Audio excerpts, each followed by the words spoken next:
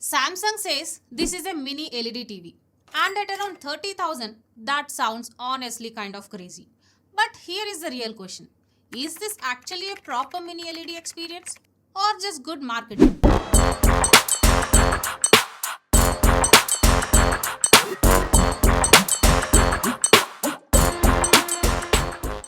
Hi, I am Pooja. Welcome to ClearBuy. I spend my time testing TVs and home appliances in real world usage, not just specs and showroom demos. So you can understand what a product actually feels like once it's in your home. And after testing this Samsung M2EH properly, I can confidently say this. There are a few things about this TV that genuinely surprised me. But there are also a couple of things Samsung doesn't really talk about clearly. And that's important because mini LED alone doesn't tell the full story here. So in this video, let's properly break down what this TV actually delivers in real usage and whether it's truly worth buying in 2026. Okay, first things first. Samsung launched 4 mini LED models this year: M2EH, M71H, M70H and M80H.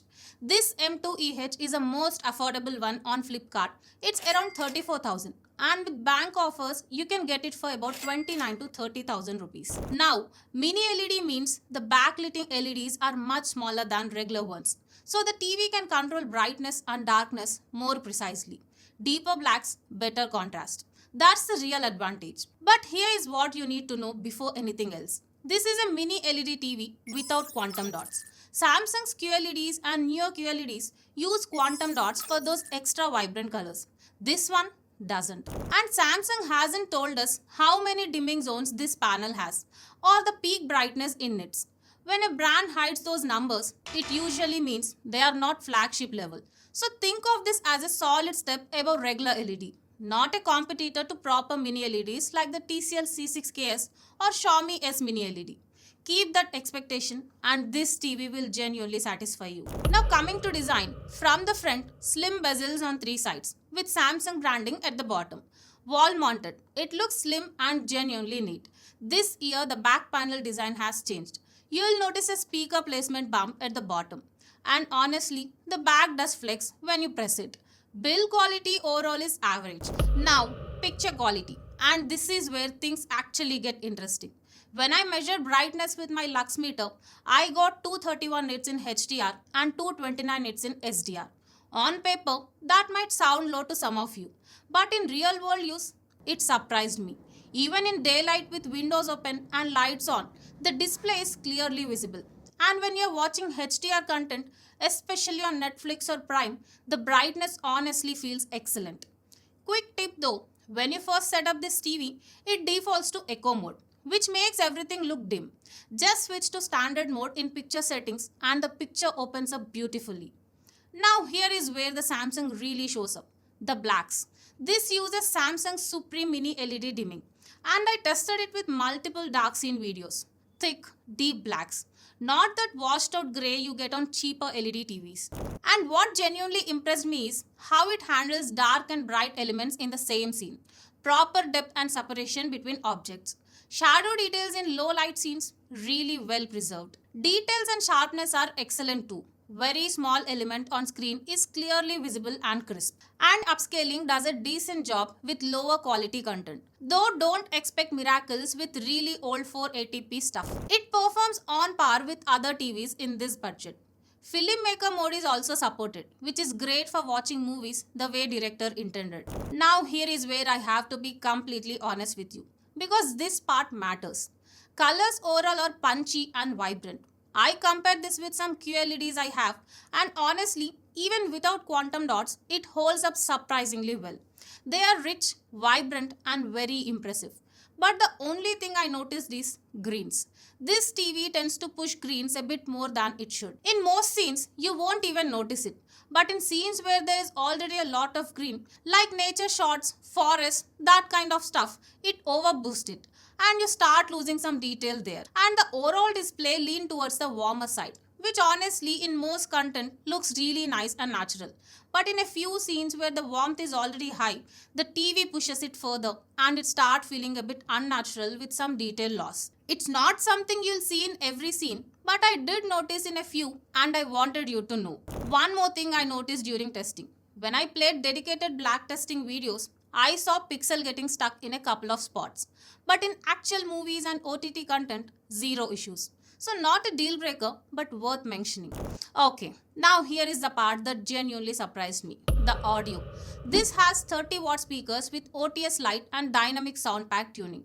No Dolby or DTS decoding on the speakers themselves. But Dolby Atmos pass-through is supported if you connect a soundbar through EARC. But honestly, it improved a lot from last year's. This is loud, like properly loud. And there's actual bass in the audio this time. Something Samsung budget TVs have been really weak at till last year. I'm genuinely satisfied with the sound improvement. For regular TV watching, YouTube, news, even casual movie nights, you might not immediately need a soundbar. That's a first for the Samsung TV in this range. Software is One UI Tizen. Fast, smooth, all the apps you need are here. Netflix, Prime, Hotstar, YouTube, Samsung TV Plus with 150 plus free channels. And Samsung is promising 7 years of OS upgrades for 2026 models.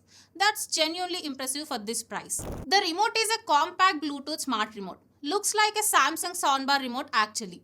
Bixby voice assistant works through it. And this year Samsung added AI to Bixby. There is also a new Vision AI companion feature where you can ask the TV questions and it recommends content. Answers to questions are decent, but the content recommendations? Not that accurate yet honestly. Coming to connectivity, it has 3 HDMI ports with one supporting ERC, one USB, LAN port, Wi-Fi, Bluetooth. One thing they missed though, no optical port. If you have an older budget soundbar that only works with optical, that's going to be an issue. AirPlay 2 and Google Cast both work. I tested screencasting from my iPhone and Android phone, even laptops, work smoothly, no major delay. And gaming. ALLM, VRR at 60Hz and HGIG are here.